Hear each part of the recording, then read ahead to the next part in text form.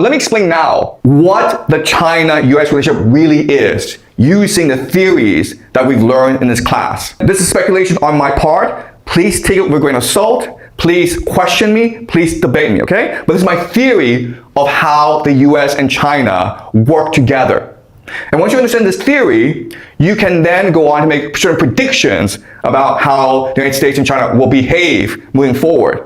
And based on whether these predictions are correct or not, you can then figure out if this theory is correct or not, right? So, the first thing to understand, and something I've been teaching a lot in this class, is that reality is a hallucination. It is something that we collectively imagine together. And again, the analogy, the metaphor I use is Plato's Allegory of the Cave, where you imagine about 1 million people chained together and they're all looking at a wall, okay? This wall is empty. Behind the wall, behind the people, is this great fire where the elite, okay, we don't know who they are, but they project shadows onto the wall. And then the people who are chained don't know what's going on behind the scenes. They only see what's in front of them, which is the wall. They see these shadows and they start to create a reality around these shadows. They think these shadows are real and they create mythology, religion, an entire framework around these shadows. Okay, and this is what we call reality. All right, so the main message here is that true wealth is our attention.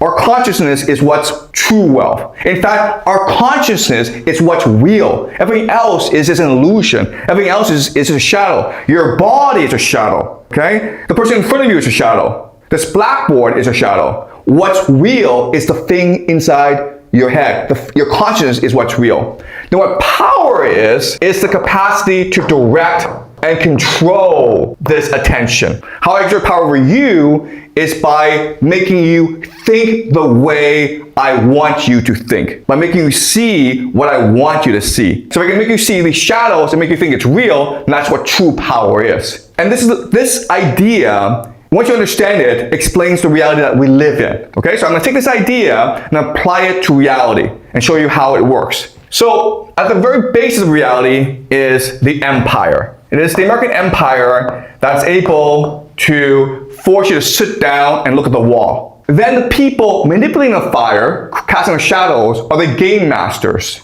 And these are the financial elite, okay? Including the Bank of International Settlements, the Federal Reserve, Wall Street, City of London, basically private capital. They together create the conditions for this game. They're able to direct our attention, okay? And the mechanism they do this with is, of course, with capital, or US dollars.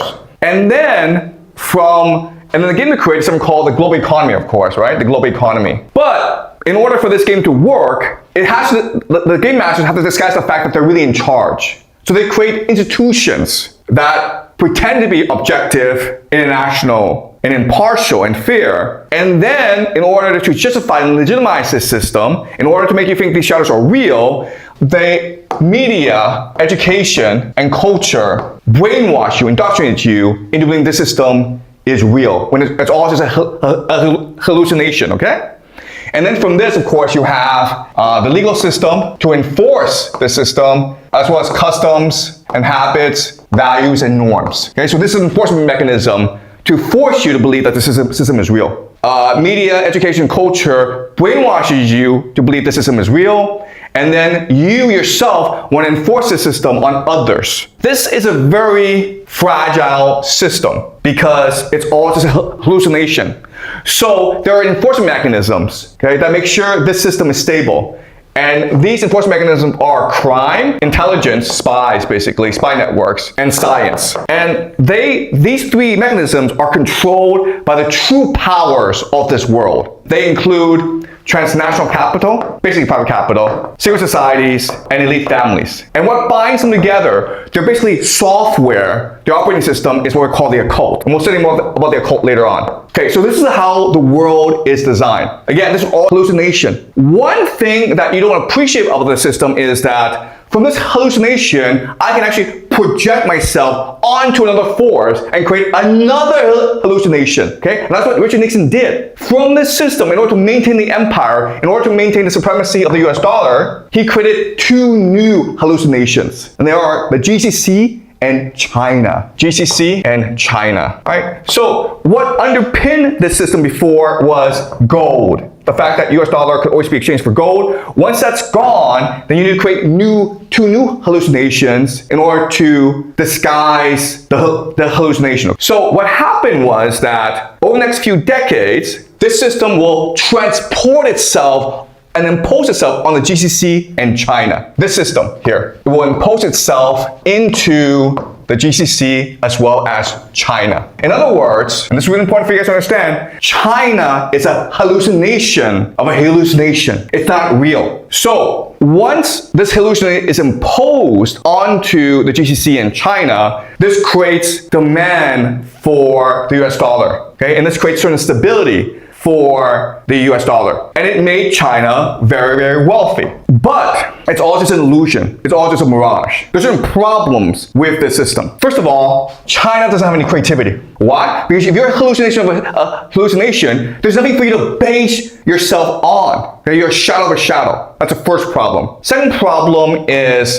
wealth extraction. The idea here is that whatever wealth China creates has to return to the source. Because the people inside China appreciate that the renminbi, its entire value is based on the US dollar. So would you rather have renminbi or US dollar? Of course you want US dollar. And the third problem is the fragility of this system. Meaning that if this system, the hallucination is unstable, then China is even more unstable because it's a hallucination of a hallucination. So once we understand this, then we begin to reassess what happened these past 10 years. Why do the United States and China fight this trade war? The reason why is that China believed that it could be independent of this hallucination. In fact, it could create its own hallucination. And the United States says, no, guys. No. You're completely dependent on us. So then they start to fight this trade war. And once this trade war happened, what happened? A lot of money and people start to flee China and move back to the United States. And now what China has recognized is, okay, first of all, we can't actually leave this hallucination, because if this hallucination were to collapse, we collapse as well. So the only thing we can do is actually to recouple, okay? To bind ourselves even greater to the system. Another way of saying this is that the global economy is under a lot of strain. There are two main beneficiaries